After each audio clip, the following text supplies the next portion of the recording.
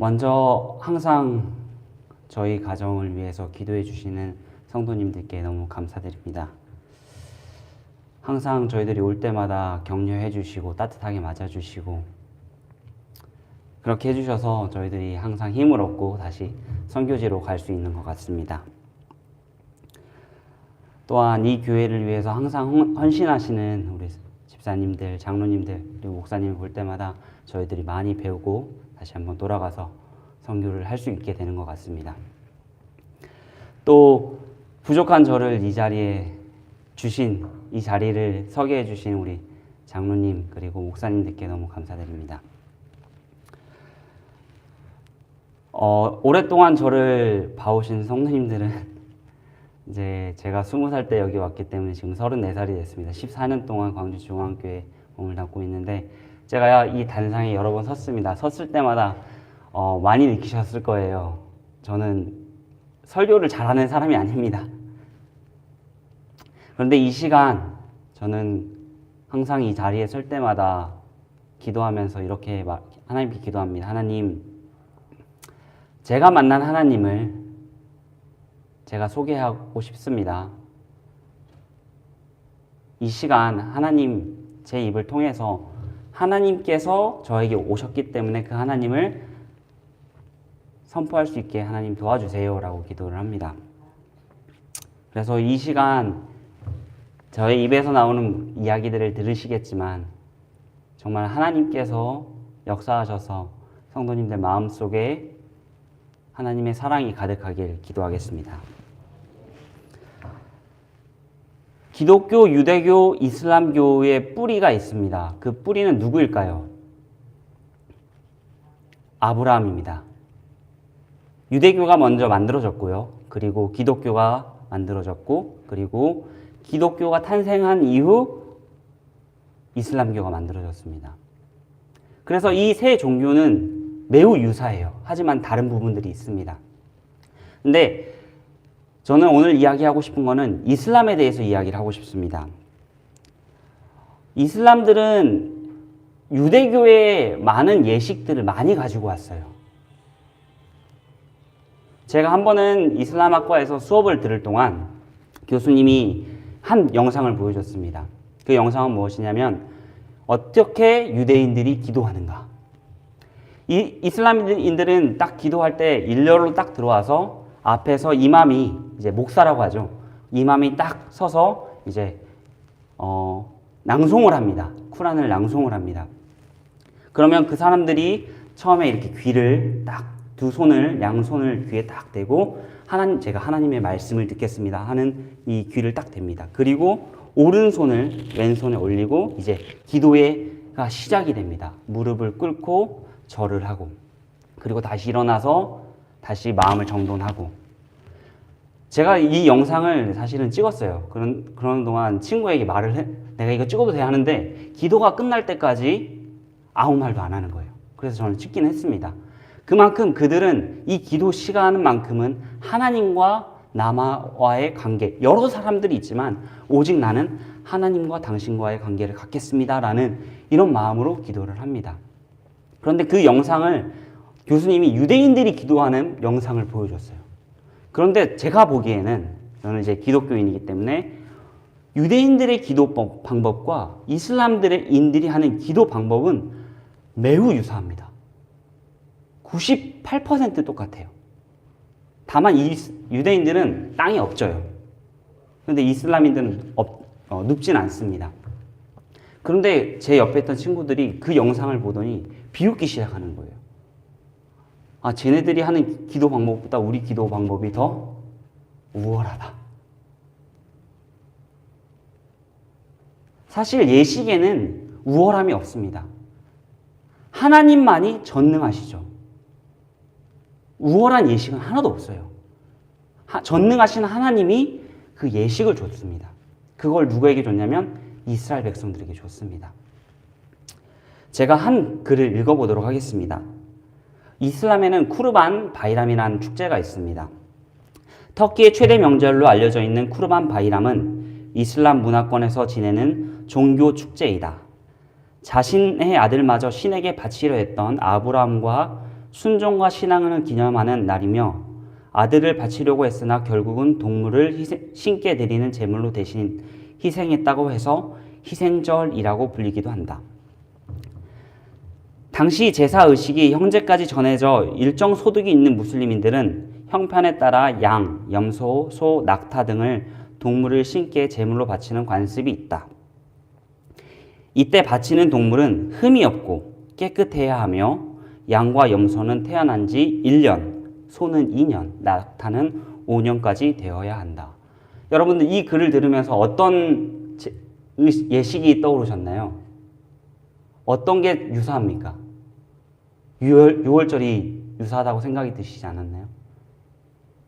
쿠르반 바이람은 사실은 6월절을 모티로 6월절로부터 나온 게 쿠르반 바이람입니다. 이들은 이때요, 양과 염소를 잡아요. 인터넷 보면 유튜브를 통해서 양과 염소를 어떻게 잡는지 많이 보실 수 있는데요. 이 6월절, 이 쿠르반 바이람, 그들을 보면 매우 행복해요. 양을 잡고 염소를 잡는데 이슬람 무슬림들은 되게 행복해요. 이 잡기 전에 그들은 기도를 하지만 그 축제에 그들은 축제를 즐깁니다.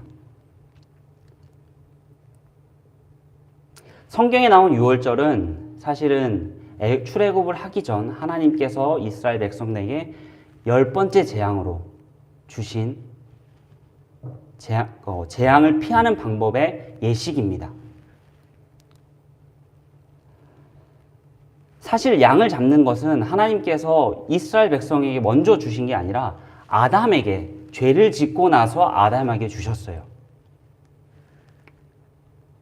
그런데 이 양을 잡는 것은 아담이 하나님, 내가 죄 졌으니까 내가 이렇게 해서 죄 용서함을 받겠습니다 라고 한 게 아니라 하나님께서 죄인에게 죄를 피할 수 있는, 죄를 용서받을 수 있는 방법을 하나님께서 직접 고안하셔서 사람에게 주신 겁니다. 그리고 그게 6월절로 하나님께서 이스라엘 백성들에게 허락하셨습니다. 그리고 출애굽을 하면서 하나님께서 성소를 주시고 그리고 예식들을 이스라엘 백성들에게 주셨습니다. 하지만 이 죄악된 세상에서 하나님이 함께 하시지만 죄악된 세상에서 사람들이 살아가면서 그 예식은 점점점 존재하지만 형식화 되어가고 있습니다.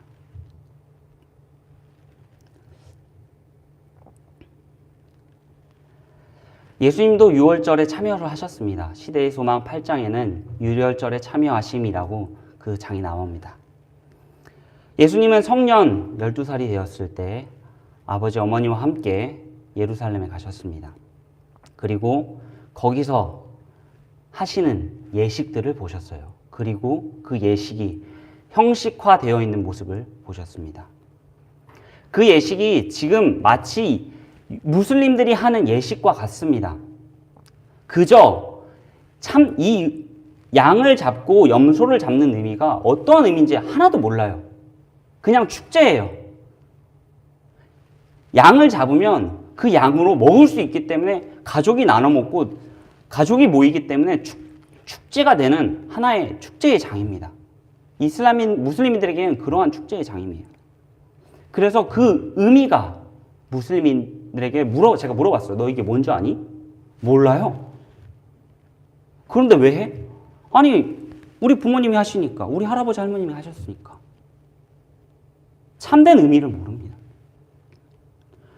유대인들은 6월절을 지켰고 무슬림인들은 쿠르반 바이람을 지킵니다. 그러면 우리 기독교인들은 뭐를 하죠? 믿음으로 예수님께서 십자가에 달려 돌아가심으로 우리는 이 모든 예식들이 다 사라졌어요. 그런데 우리의 신앙의 삶이 형식화되어 가고 있습니다.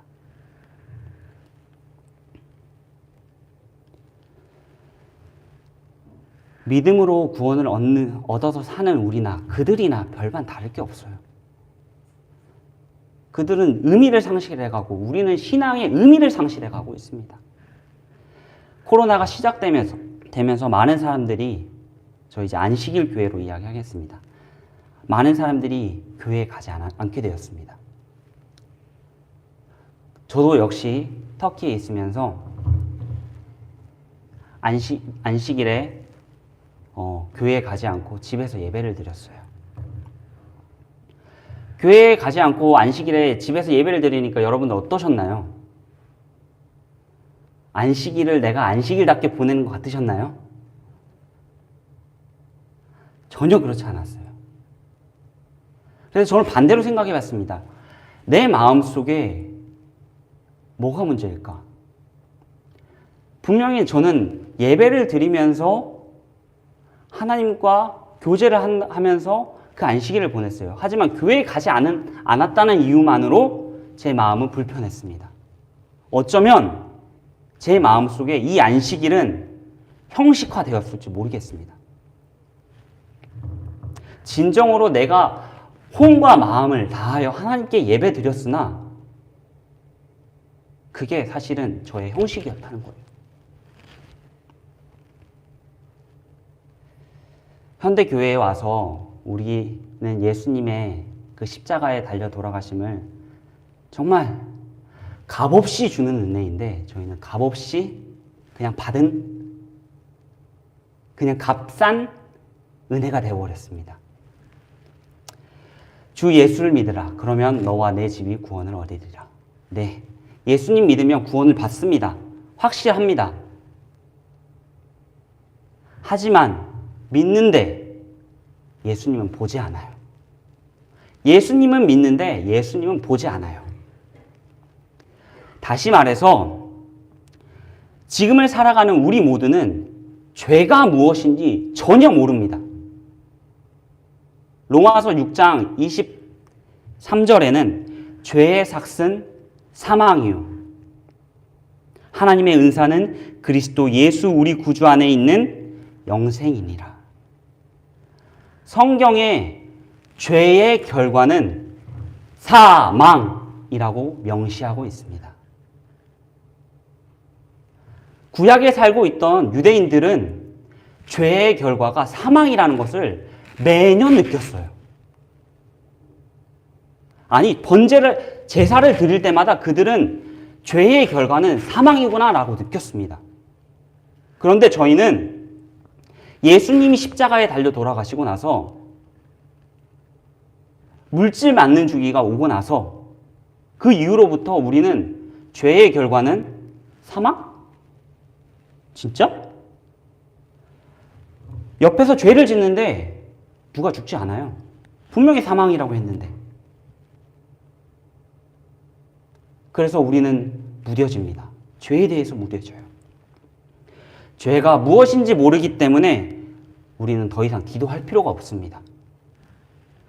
죄가 무엇인지 모르기 때문에 저희는 더 이상 하나님의 필요가 없어요.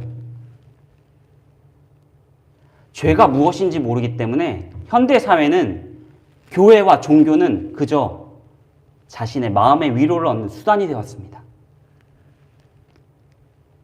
위로를 받기 위해 교회를 오고 위로를 받으면 잠시 교회를 쉬고 위로를 받기 위해 성경을 보고 위로를 받으면 성경을 덮고. 사랑하는 성도 여러분, 죄의 삭은 사망입니다. 다시 한번 유월절로 돌아가 보도록 하겠습니다. 유월절은 왜 유대인들에게 왜 그렇게 중요했을까요? 하나님은 유대인들에게 유월절을 지낸 이후로부터 너희는 이것을 기억하여 후손에게 전하여 주라라고 말씀하고 계십니다. 그만큼 유월절은 유대인들에게 중요했던 절기입니다. 이 유월절은 400년의 노예 생활을 마칠 수 있는 최고의 예식이었어요. 이 예식이 없었다면 이들은 애굽의 생활을 마칠 수 없었습니다. 그 예식을 통하여 유월절이 지나고 나서 분명하게 갈립니다. 두 부류로 갈리죠. 하나님의 명령을 지키는 자들과 하나님의 명령을 지키지 않는 자들. 하나님의 명령을 따른 자들은 그 다음날 안도의 한숨을 쉬었습니다. 하지만 명령을 지키지 않았던 사람들은 통곡의 소리가 끊임없이 나왔겠죠.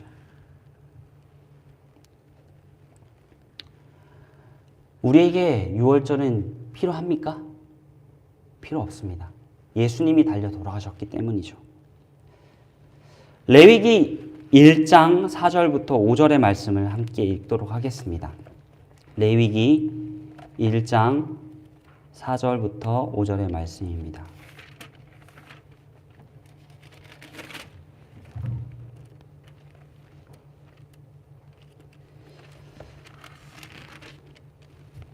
제가 읽도록 하겠습니다. 그가 번제물을 머리에 안수할지니 3절부터 읽도록 하겠습니다. 그 예물이 소의 번제이면 흠없는 수컷으로 회막문에서 여호와 앞에 연락하시도록 드릴지니라. 그가 번제물의 머리에 안수할지니 그리하면 연락되어 그를 위하여 속죄가 될 것이니라. 그는 여호와 앞에서 그 수송아지를 잡을 것이요 아론의 자손 제사장들은 그 피를 가져다가 회막문 앞에 단에 서면 뿌릴 것이며. 레위기 4장 4절의 말씀을 한번 또 읽도록 하겠습니다. 곧 그 수송아지를 회막문 여호와 앞으로 끌어다가 그 수송아지 머리에 안수하고 그것을 여호와 앞에 잡을 것이요 기름 부음 받은 제사장들은 그 수송아지의 피를 가지고 회막에 들어가서. 레위기는 많은 예식 예식에 대해서 번제, 속죄제 이런 다양한 예식들에 대해서 어떻게 하는지에 대해서 설명해 주고 있습니다. 사실 저는 이것을 생각하기 전까지는 레위기에 대해서 큰 관심을 갖지 않았습니다. 하지만 우리가 예수님의 돌아가심을 제대로 알지 못하면 우리는 우리의 죄를 구원받을 수는 있습니다. 하지만 우리의 죄가 얼마나 사악한지를 알지 못하게 되는 거죠. 그래서 레위기에는 우리가 연구하면 연구할수록 우리의 죄의 잔혹함을 알게 됩니다. 한번 생각해 보도록 하겠습니다. 여러분들이 구약시대로 돌아가 보도록 할게요. 이제 6월절이 되었습니다. 얘를 2월절로 잡을게요. 6월절이 되었습니다. 이제 여러분들의 죄를 속죄하기 위해서 여러분들이 양을 가지고 성소에 와야 합니다. 그런데 각자의 사는 지역이 달라요. 12지파로 나눠져 있습니다. 제일 먼 단은 제일 꼭대기 위에 있는 갑자기 산 이름이 생각이 안 나는데 단 지파는 제일 꼭대기 위에 있는데 그 단 지파에서 제가 구글로 검색을 해본 결과 단 지파가 사는 그곳에서 예루살렘까지 지금 시대의 거리로 잘 포장된 거리로 250km입니다. 그래서 거리로 책정했더니 걸음거리로 성인 걸음으로 이틀이 걸려요. 그렇다면 아이와 양을 가지고 온다면 며칠이 걸릴까요?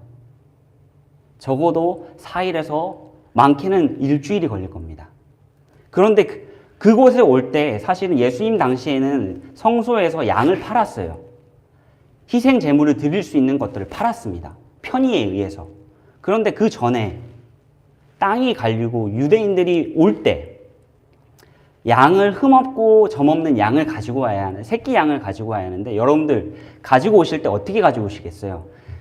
그냥 목에 줄매 가지고 이렇게 질질 끌고 오시겠어요? 아니면 이것을 내가 하나님께 드려야 하는 나와 내 가족을 구원할 수 있는 유일하게 구원할 수 있는 이 양을 여러분들은 어떻게 들고 오시겠어요? 가슴에 소중히 고이 안고 혹시라도 오다가 상처나지 않도록 하기 위해서 여러분들 어떻게 할까요?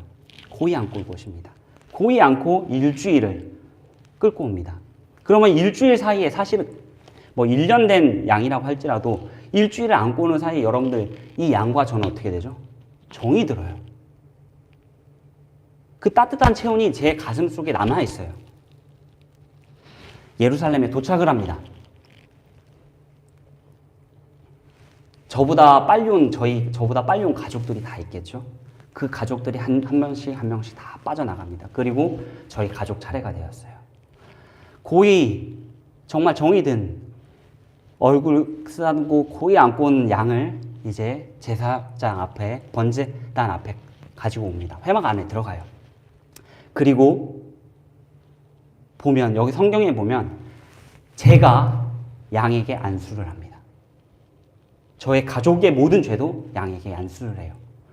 그리고 저는 여기서 끝난 줄 알았어요. 이제 양 안수했으니까 이제 내 죄는 다 끝났구나. 이제 양만 잡으면 되는구나 라고 생각했는데, 성경을 보면 그가 번제의 머리에 안수할지니 그리하면 연락되어 그를 위하여 속죄될 것이니라. 그는 여호와 앞에서 그 수송아지를 잡을 것이요.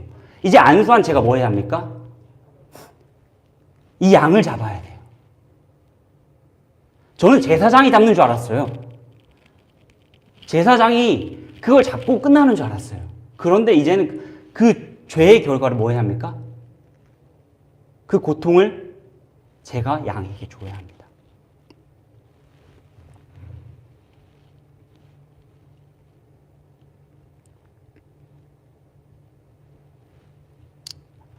양을 잡을 때는 세 가지 방법이 있다고 합니다.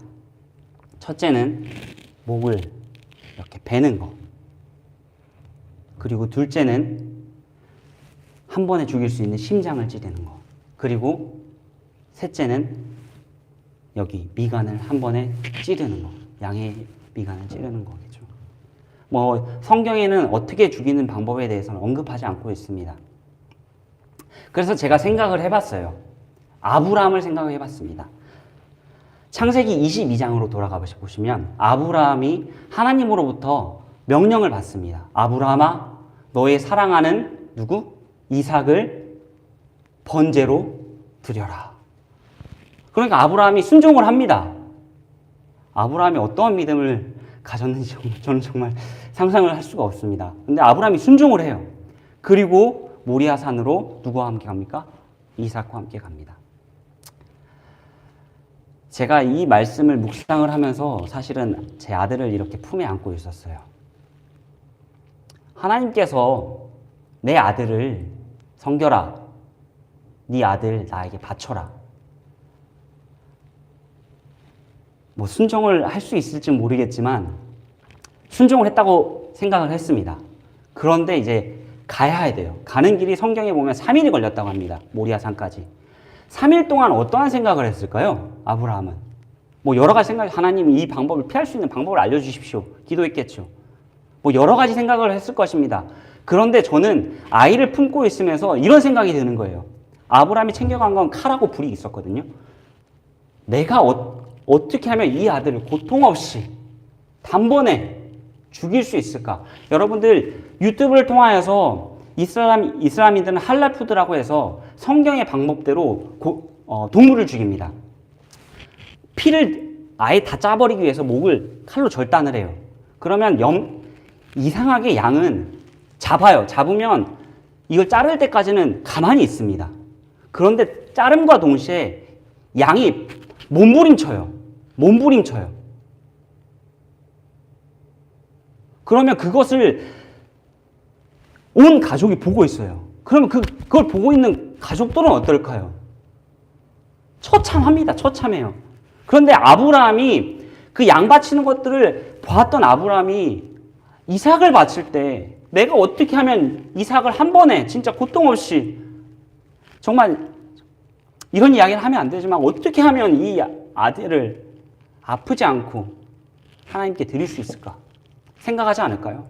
제가 아들을 안고 있었기 때문에 그런 생각이 들더라고요. 내가 아들을 드린다면 나는 어떻게 이 아이들을 정말 아프지 않고 고통 없이 하나님께 드릴 수 있을까? 아브라함은 아무래도 모리아 산을 가면서 3일 동안, 그리고 도착해서 산에 그 단에 세우기까지 그는 고민했을 것입니다. 양을 잡을 때 가족의 가장이 양을 잡습니다. 아들들이 있으면 양의 다리를 잡겠죠. 그리고 첫 번째로 목을 벤다면 가족들은 그 처참함을 목격하게 됩니다. 죄는 이런 것입니다. 죄는 성경에서 바울은 죄의 삭은 사망이라고 이야기했지만 죄는 이 모습을 본 바울은 단순하게 죄의 삭은 사망이라고 이야기했지만 보지 못한 우리는 그 참상을 모릅니다. 죄의 삭은 내가 사랑하는 내 가족과 내 남편과 내 아내와 내 형제들과 내 자매들과 영원한 분리를 시키는 것이 죄입니다. 내가 죄를 짓는 순간 여러분들 내가 죽으면 끝이 아니에요. 영원한 분리가 되는 것입니다.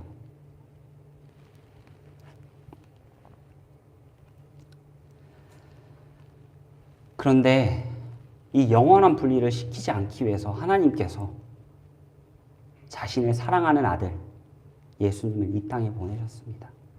그리고 그 죄의 참된 잔혹함을 직접 당하셨어요.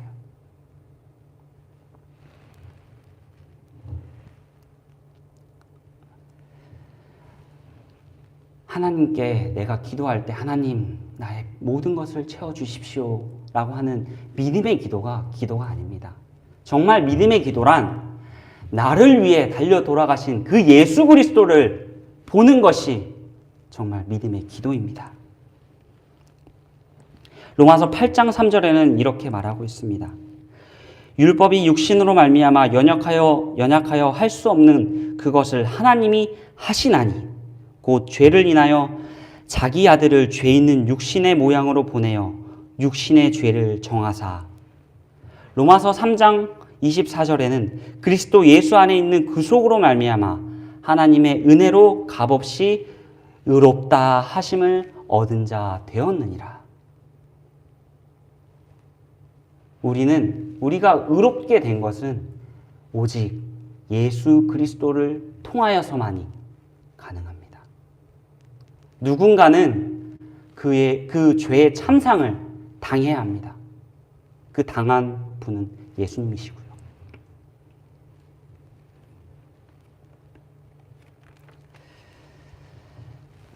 1번으로 양을 잡든 2번으로 양을 잡든 2번으로 잡은다면 심장을 찌르겠죠. 하지만 양을 많이 잡아본 전문가가 아닌 이상 한 번에 심장을 찌르지 못합니다. 그러면 어떻게 할까요? 양을 한 번 찔렸으면 어떻게 할까요? 또 몸부림치겠죠. 그러면 또 어떻게 해요? 다시 한 번 찔러야 합니다. 그런데 또 제대로 찌를 수 있을까요? 못 찌릅니다. 전문가가 아닌 이상 제대로 못 찌러요. 미간을 칼로 찌른다고 했을 때 절대 제대로 찌를 수가 없어요. 그러면 어디로 찌르죠? 바로 양의 눈을 찌릅니다. 그러면 양이 벌럭. 여기를 찌르고 나서 그 다음에 여기를 찌르려고 할 때 어떻게 할까요? 그게 보이기 때문에 바로 찌르면서 왼쪽이 찔립니다. 그의 찔림은 우리의 허물을 인하며. 이러한 장면을 본 이스라엘 백성들은 과연 내가 이제 구원을 받았구나 라며 그 자리에서 기뻐할 수 있을까요?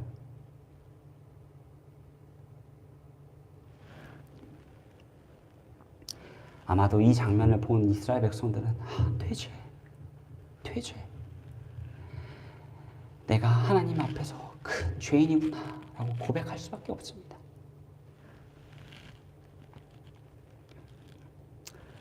하지만 이스라엘 백성들은 그 6월절이 지나고 나서 홍해를 건너고 나서 그들은 하나님께 찬송을 올렸습니다.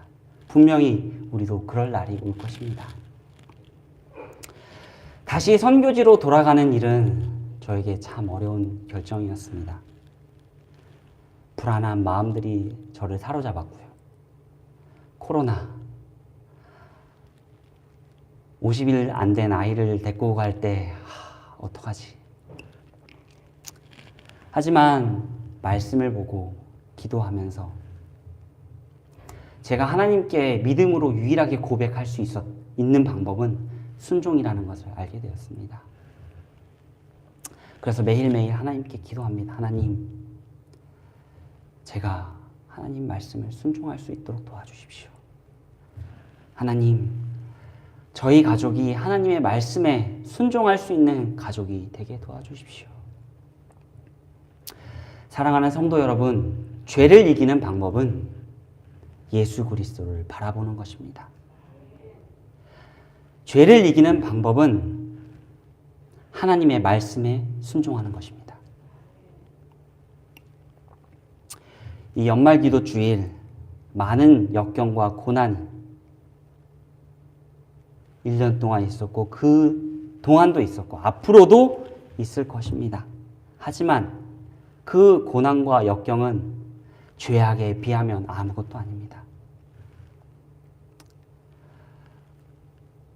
사랑하는 성도 여러분과 제가 정말 예수님을 꼭 붙잡고 이 죄악의 세상에서 승리하기를 간절히 바라며 이 시간을 줄이도록 하겠습니다.